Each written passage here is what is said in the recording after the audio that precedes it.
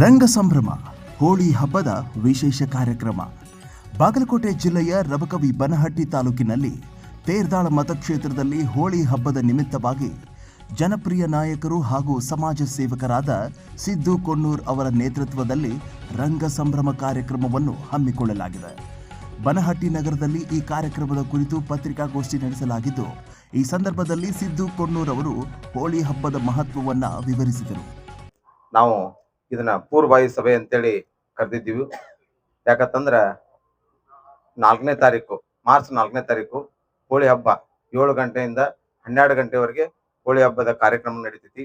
ಅದರಲ್ಲಿ ವಿಶೇಷವಾಗಿ ಹೇಳ್ಬೇಕಂದ್ರೆ ಈ ಸಲ ಬಹುಶಃ ಹೆಣ್ಣು ಮಕ್ಕಳಿಗೆ ಬ್ಯಾರೆ ಸ್ಥಳ ಮಾಡಿದಕ್ಕೆ ಮತ್ತು ಅವ್ರಿಗೆ ಸೇಫ್ಟಿ ಪೊಲೀಸ್ ಸೆಕ್ಯೂರಿಟಿ ಇರ್ಬೋದು ಮತ್ತು ಬಾನ್ಸರ್ಗಳು ಇರ್ಬೋದು, ಇದೆಲ್ಲ ಒಂದು ಅರೇಂಜ್ಮೆಂಟ್ ಮಾಡಿದ್ದನ್ನು ಪತ್ರಿಕಾ ಮುಖಾಂತರ ತಿಳಿಸಿರಿ.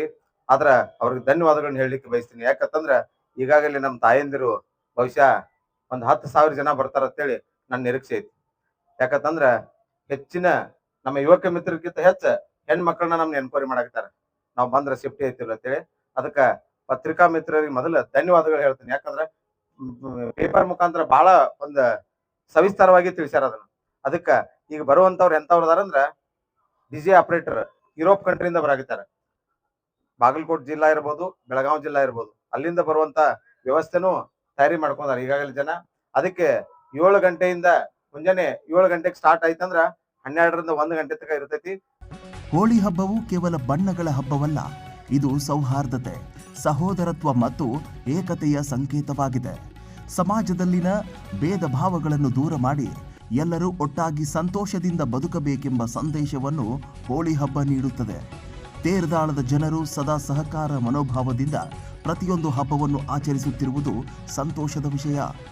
ಯುವಕರು ನಮ್ಮ ಸಂಸ್ಕೃತಿ, ಪರಂಪರೆ ಮತ್ತು ಹಬ್ಬಗಳ ಮಹತ್ವವನ್ನು ಅರಿತು ಮುಂದಿನ ಪೀಳಿಗೆಗೆ ಸಾರಬೇಕು. ಈ ರಂಗ ಸಂಭ್ರಮ ಕಾರ್ಯಕ್ರಮದ ಮೂಲಕ ಎಲ್ಲರಲ್ಲೂ ಐಕ್ಯತೆ, ಪ್ರೀತಿ ಮತ್ತು ಬಾಂಧವ್ಯ ಮತ್ತಷ್ಟು ಗಟ್ಟಿಯಾಗಲಿ.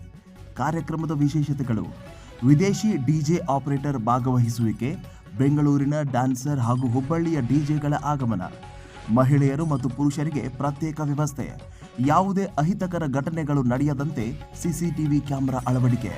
ಈ ಸಂದರ್ಭದಲ್ಲಿ ತೇರ್ದಾಳ ಮತಕ್ಷೇತ್ರದ ಸಮಸ್ತ ಕಾಂಗ್ರೆಸ್ ಮುಖಂಡರು ಹಾಗೂ ರಬಕವಿ ಬನಹಟ್ಟಿ ನಗರದ ಹಿರಿಯರು ಉಪಸ್ಥಿತರಿದ್ದರು.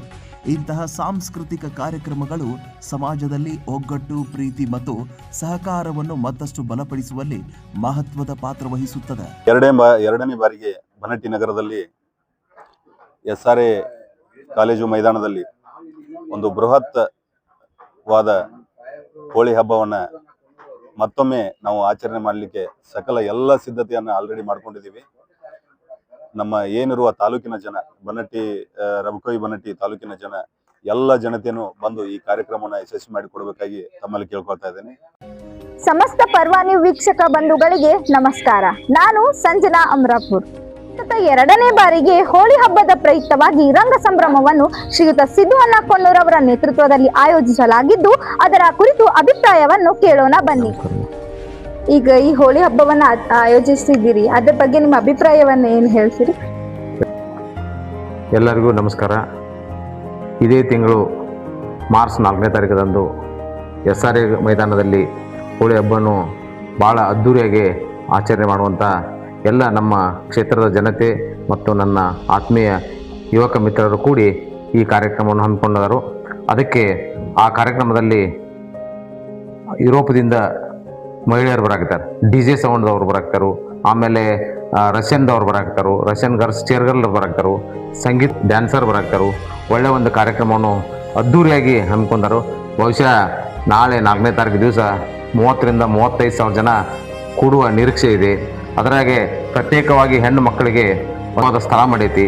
ಅವ್ರಿಗೆ ಅದಕ್ಕೆ ಸೇಫ್ಟಿಯಾಗಿ ಬಾನ್ಸರ್ಗಳು ಮತ್ತು ಪೊಲೀಸ್ ಡಿಪಾರ್ಟ್ಮೆಂಟ್ದವ್ರನ್ನ ಸೆಕ್ಯೂರಿಟಿ ಇರ್ಬೋದು, ಇನ್ನುಳಿದ ಎಲ್ಲ ನಮ್ಮ ಕಾರ್ಯಕರ್ತರು ಇರ್ಬೋದು, ಯಾವುದೂ ತೊಂದರೆ ಆಗದಂಗೆ ಹೆಣ್ಣು ಮಕ್ಕಳಿಗೆ ಆ ಕಾರ್ಯಕ್ರಮವನ್ನು ಭಾಳ ಅದ್ದೂರಿಯಾಗಿ ಮಾಡ್ಬೇಕಂತೇಳಿ ವ್ಯವಸ್ಥೆ ಮಾಡಿದ್ವಿ. ತೇರ್ದಾಳ ಮತಕ್ಷೇತ್ರದ ಜನಪ್ರಿಯ ನಾಯಕರಾದ ಶ್ರೀಯುತ ಸಿದ್ದು ಕೊಣ್ಣೂರ್ ಅವರ ಧರ್ಮಪತ್ನಿಯಾದ ಶ್ರೀಮತಿ ಕವಿತಾ ಸಿದ್ದು ಕೊಣ್ಣೂರ್ ಅವರ ಅಭಿಪ್ರಾಯವನ್ನು ಕೇಳೋಣ. ರಂಗ ಸಂಭ್ರಮದ ಕುರಿತು ನಿಮ್ಮ ಅಭಿಪ್ರಾಯವನ್ನು ತಿಳಿಸ್ರಿ. ಎಲ್ಲರಿಗೂ ಹೋಳಿ ಹಬ್ಬದ ಶುಭಾಶಯಗಳು. ಹೋಳಿ ಹಬ್ಬ ಅಂದ್ರೆ ವಿಶೇಷವಾಗಿ ಗಂಡ್ಮಕ್ಳು ಮಾತ್ರ ಆಚರಣೆ ಮಾಡ್ತಾರೆ. ಆದರೆ ಹೆಣ್ಮಕ್ಳು ಕೂಡ ಈ ಹಬ್ಬವನ್ನು ಆಚರಣೆ ಮಾಡಲಿ ಅಂತ ತಿಳ್ಕೊಂಡು ಅವ್ರಿಗೆ ಒಂದು ಪ್ರತ್ಯೇಕವಾದ ಸ್ಥಳಗಳನ್ನು ನಾವು ಈ ಸಲ ಮಾಡೀವಿ SRA ಮೈದಾನದಾಗ. ಅದಕ್ಕೆ ಎಲ್ಲ ಹೆಣ್ಮಕ್ಳು ಬಂದು ಈ ಕಾರ್ಯಕ್ರಮವನ್ನು ಯಶಸ್ವಿಗೊಳಿಸಬೇಕೆಂದು ಎಲ್ಲರಲ್ಲಿ ಕಳಕಳಿಯಿಂದ ಕೇಳಿಕೊಳ್ಳುತ್ತೆ. ವರದಿ ಸಂತೋಷ್ ಪ್ರಕಾಶ್ ಹೊಸಮನಿ, ಪರ್ವಾ ನ್ಯೂಸ್, ರಬಕವಿ ಬನಹಟ್ಟಿ.